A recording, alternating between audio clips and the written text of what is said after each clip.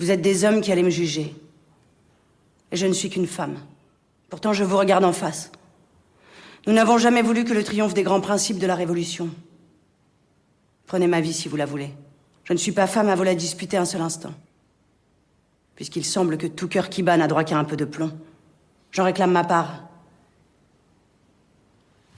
Si vous me laissez vivre, je ne cesserai de crier vengeance.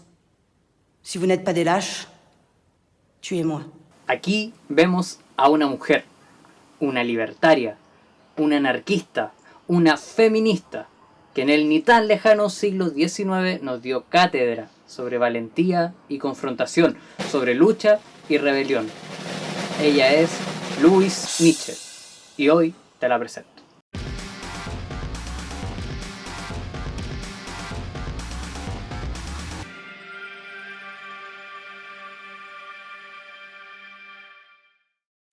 Siempre dije que en este canal, y siendo yo un hombre, y por tanto privilegiado completamente por pertenecer al género que el patriarcado alza como sujeto de mayor importancia en la historia, sabiendo que toda la historia del mundo fue escrita para que nuestros penes sean los protagonistas y héroes de las batallas, aprendiendo la importancia de cuestionar los privilegios que nos regalaron únicamente por ser hombres, no soy quien para hablar en mi canal sobre feminismo, ni de enseñar sobre tal, porque yo no sufro de las miles de penurias que sufren mis compañeras, mis amigas, mis hermanas, mis familiares, mujeres, y que lo sufren por el solo hecho de ser mujeres. No sufro de acoso callejero, no siento el miedo de ser violado si ando solo, no siento miedo a ponerme un pantalón corto si es que hace calor, en fin, no podría ni pretendería hablar por quienes han sido siempre acalladas por mi género. Por lo que en este video no voy a explicar nada sobre feminismo, porque para hablar sobre feminismo nada mejor que una mujer, para explicarlo desde sus propias vivencias y sus propias experiencias. Lo que haré en este video y en algunos otros más adelante será indagar en una personaje abordándola desde un punto de vista histórico, como una mujer que fue una de las primeras que alzó la bandera negra del anarquismo y que luchó incesantemente hasta el día de su muerte, tanto desde las barricadas como en el campo de la educación. Una de las primeras anarcofeministas. Una mujer que, si bien planteó teoría, se destaca justamente por su praxis. Louise Mitchell fue la hija de una sirvienta y de su patrón terrateniente, aunque no se sabe bien si quizás su progenitor en realidad fuera el hijo de ese patrón. Logramos entonces inferir un poco el contexto en que se daban estas relaciones. Claro, onda así como en la cueca que conocemos hoy, el patrón tratando de pisar a la china como si fuera una gallina y listo, no pasa nada, la sirvienta embarazada del patrón. En el caso de Louise Mitchell, fue educada por sus abuelos paternos, quienes se autoproclamaban republicanos y racionalistas. En esta parte se diferencia de otras obreras que trabajaban analfabetas en el campo mayoritariamente. El abuelo y la abuela de Louise Mitchell le enseñan a leer, a escribir. Louise aprende de música y sobre las ideas de la ilustración. Onda Voltaire, Rousseau, Montesquieu, etcétera, etcétera, etcétera. Ella reflexiona sobre la importancia del aprendizaje como herramienta de liberación, de emancipación, para toda la clase trabajadora. Aprender, concientizarse y accionar. Louise Mitchell estudia para ser maestra, pero como estipulaba la ley, para tener su propia escuela y ejercer como institutriz, debía hacer el juramento a este bigotón con cara de sueño. Napoleón III, quien era el emperador de los franceses. Louise dijo, yo ni loca le juro fidelidad a este sujeto, así que se negó, por lo que no podía trabajar en la enseñanza pública, pero da igual. Entre el año 1852 y el año 1855, igualmente abrió un montón de escuelas libres en varias poblaciones, pero los problemas no tardan en llegar. La educación igualitaria entre hombres y mujeres y entre ricos y pobres no era bien vista por los papás y mamás de algunos estudiantes. No compartían sus métodos, pero ¿de qué métodos estamos hablando, tío Joaquín? Ella fomentaba la participación activa de las estudiantes en la escuela, realizaba más bien trabajos prácticos que memorísticos, enfatizándolo en un aprendizaje racionalista, de desarrollo de las ciencias naturales y la observación respetuosa a la naturaleza, en una época en la que la varilla, la patada y el castigo eran los métodos de enseñanza vigentes. Introdujo el teatro en las escuelas, obviamente prohibió los castigos y la coacción moral. Por ahí Louise conoce a este viejito que se llamaba Victor Hugo y era uno de los escritores, poetas y dramaturgos más pulentos de su época. Influyó mucho en el estilo literario de Louise, se hicieron bien amiguis y se mandaban cartas bien seguido. Louise se va a París, la ciudad, no la multitienda, en donde levanta una escuela en la que trabaja arduamente, mientras escribe y escribe sin descanso. Sus obras comienzan a ver la luz, pues ella como mujer sabe lo misógino que es el ambiente literario, así que firma sus poemas con el nombre de Enjolras y listo. No pasó mucho tiempo para que Lois se vea inmersa en el ambiente revolucionario que comenzaba en París. Colaboró entonces en los periódicos obreros con sus escritos y poemas. Connotada ya en el ambiente, no se conocían escritos públicos de mujeres, porque no las dejaban y no porque no escribieran, obviamente. Sin embargo, al parecer la misoginia era más grande que tus libros, querida Lois. La hostilidad hacia las mujeres, ya sean obreras, ilustradas o aristócratas, se daba incluso entre los revolucionarios.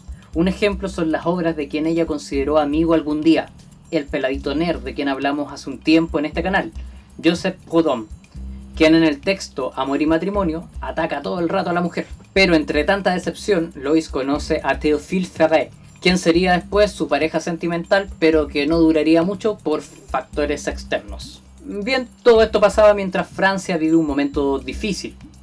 Sí, igual que en la Segunda Guerra Mundial, que se le vienen unos años más, con la ciudad de París sitiada por el ejército de Bismarck. El bigotón emperador Napoleón III es derrotado por los prusianos, y como es costumbre, se prepara la marcha de los vencedores sobre París. Sí, siempre pasa. En septiembre de 1870, el presidente del gobierno provisional de la República, Adolphe Thiers, se va a Versalles, y París, ahora en manos de los y las artesanas y obreros, proclama la República.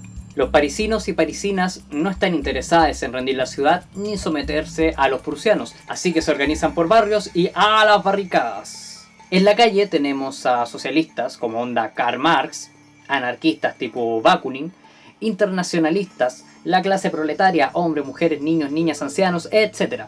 La población se organiza a partir del diálogo y la asamblea permanente.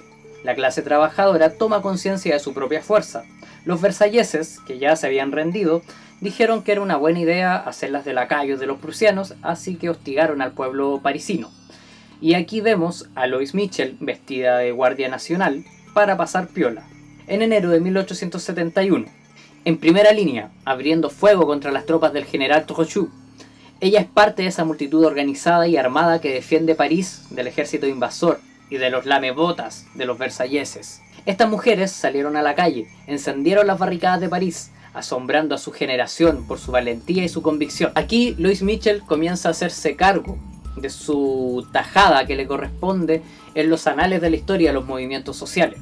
Lois Mitchell, de 40 años, representa el espíritu de la Comuna de París, donde las mujeres no solamente conquistan su derecho al trabajo, a la educación y al divorcio, sino también a poder combatir a la par con los hombres, ya sea con armas o haciéndolas de ambulancia. El hecho de que se incluyeran a las mujeres explotadas por el comercio sexual para estas luchas fue todo un conflicto contra los prejuicios de los combatientes varones, quienes decían que las manos de las prostitutas estaban demasiado sucias para realizar estas labores.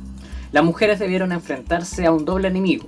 Por un lado, el gobierno de Versalles, enemigo de la revolución, y del otro lado, un enemigo interno, con la resistencia de sus propios compañeros de revolución, quienes de alguna forma se oponían a mucha igualdad cuando se trataba de nuestros privilegios de género. Fueron objeto de burla por parte de sus compañeros, pues rompía con los roles que el patriarcado asignaba y asigna a las mujeres. Son poco femeninas y pierden todo el encanto disparando fusiles. Y bueno, ¿para qué te voy a decir los comentarios que hacían los enemigos que tenían en común tanto revolucionarios como revolucionarios? El término feminazi aún no se acuñaba, pero sí que las trataban de marimacho y se les acusaba de ser poco femeninas. Lois y las demás ya se dieron cuenta que, como en otras revoluciones, la conquista de la igualdad universal por parte de los revolucionarios excluía siempre a las mujeres.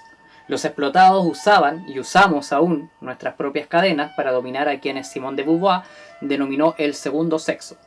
Estas mujeres, si bien no se autoproclamaron con el concepto de feministas, se les considera pioneras del feminismo anarquista, luchando contra el machismo y el patriarcado. En fin, las cabras decidieron entonces autoorganizarse entre ellas y formar asociaciones femeninas como la Unión de Mujeres para la Defensa de París y Cuidado de los Heridos, que aglutinó a muchas mujeres pertenecientes a la Primera Internacional. Como en la Comuna las decisiones estaban sujetas a votos, la influencia femenina logró ciertas mejoras en sus condiciones. entre las que se encontraban la apropiación de fábricas abandonadas por los burgueses y entregarlas a las trabajadoras. Para Louise Michel hay 5 premisas fundamentales. Primero, al estar las mujeres subyugadas, sí o sí serán víctimas de injusticias. Por ende, la relación entre géneros debe cambiar. Hombres y mujeres deben ir a la par, sin que quien se supone más fuerte quiera dominar a quien supone más débil. Segundo, la subordinación femenina no es para nada natural, sino que está completamente determinada por la sociedad. La mujer en la calle es una mercancía, en los conventos se oculta como en una tumba, atada a la ignorancia. En la casa es aplastada por sus cargas y los hombres quieren mantenerlas así. Tercero, las mujeres deben organizarse entre ellas para solucionar esto. Louise considera que la mujer tiene toda la fuerza capaz de destruir el sistema patriarcal y crear nuevas formas de relación social. Aquí se manda tremenda frase: tened cuidado del día en que las mujeres se cansen de todo lo que les rodea y se levanten contra el viejo mundo. Ese día comenzará un mundo nuevo. Cuarto, Louise Michel condena el matrimonio porque es un negocio más, que con el patrocinio de la iglesia y el Estado fomentan la mercantilización del sexo y la apropiación del cuerpo de las mujeres. Ante eso dice que ni los varones, ni el Estado, ni la iglesia deben tener potestad para decidir sobre la sexualidad y el cuerpo de ellas. El matrimonio es una especie de prostitución legalizada. Las hijas del pueblo son vendidas en las calles a cualquiera, y las hijas de los ricos son vendidas por una dote, las entregan a quien quieren. Louise además habló de las escuelas libres de segregación de género y, adelantada a su época, proponía la educación sexual. La tarea de los profesores es dar a la gente los medios intelectuales para rebelarse. Quinto, quiere terminar con la opresión sexista. Para ello, las mujeres deben mantenerse activas en la lucha revolucionaria contra el machismo, contra el capital, autoorganizándose desde abajo en una democracia popular basada en la acción directa, ya que el voto por el que luchaban las sufragistas burguesas no representaba una amenaza a la estabilidad del sistema capitalista y patriarcal. O sea que Louise Michel es claramente una anarcofeminista. Visualizaba que las mujeres no se iban a liberar por medio de los votos, sino que por medio de su propia fuerza. La cosa iba por la revolución social y no con la política parlamentaria. Imagina todas estas proclamas en una Francia del siglo XIX, en una sociedad que ponía a las mujeres en una condición de menores de edad, sometidas ya sea al padre y después al marido, sin derecho a nada, ni al divorcio, ni a ejercer actividades independientes, nada. ¿Para qué te digo una mujer pobre? Doble explotación. Por esto y más, Louise Michel se muestra esperanzada con la Comuna de París. Esa comuna que desde el 18 de marzo de 1871 estaba tomando su propio rumbo, creando una nueva forma de gobierno, con delegados electos y totalmente revocables que cobran un sueldo obrero. Las deudas de los inquilinos fueron condonadas, se expropiaron talleres abandonados y fueron cedidos a cooperativas obreras. Se estableció una igualdad de las mujeres frente a la ley, separando la iglesia y el Estado, expropiando al clero. Se elimina el ejército permanente, se elimina la policía, se elimina también la burocracia. Obvio que todo esto era una amenaza de los orcos para una Europa que era completamente capitalista. Todo iba súper, hasta que el ejército de Versalles, respondiendo al llamado de la burguesía francesa, aliada con los prusianos, atacan la Comuna de París. Las primeras en atender al ataque fueron las mujeres, quienes valientes se arrojaron al ataque y la defensa. Armaron las barricadas. Incluso las mujeres de la comuna le llamaron les pétrolas, las pétrolas, las incendiarias. En el cementerio de Montmartre, Louise Michel viste las botas de soldado y dispara su fusil. Allí en la Resistencia, mientras suenan los disparos y las flores de las tumbas vuelan por todas partes. Era la semana del 20 de mayo de 1871.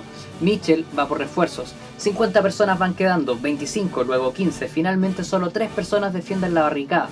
La comuna llega a su fin, pero no sin haber peleado hasta el último minuto. Según las fuentes, más de 30.000 personas fueron asesinadas en esta semana sangrienta. En un muro del cementerio del Père-Lachaise, cientos de luchadores y luchadoras fueron fusiladas. Entre esos, el hombre a quien, como dije antes, Louise había amado, Théophile Ferré. Louise logró escapar, pero su mamá fue apresada por la policía, por lo que nuestra valiente protagonista debió entregarse para salvar su vida y fue hacinada en prisión. En el juicio se muestra comprometida a que mientras siga con vida, seguirá dando la lucha. Así que bueno, Fácil, la llevaron al exilio en una isla del Océano Pacífico colonizada por los franceses, Nueva Caledonia. En el camino, Louis Michel se asume como anarquista luego de reflexionar sobre sus experiencias en la comuna. Ya estando en esta islita, convive con el pueblo Kanako, quienes eran indígenas sometidos a la opresión de los franceses. Louis aprende el idioma, enseña a los niños y a las niñas kanacas y apoya su causa. Muchos años en la isla dijeron, ya bueno, qué tan mal le hará esta señora a nuestra sociedad capitalista e idiota.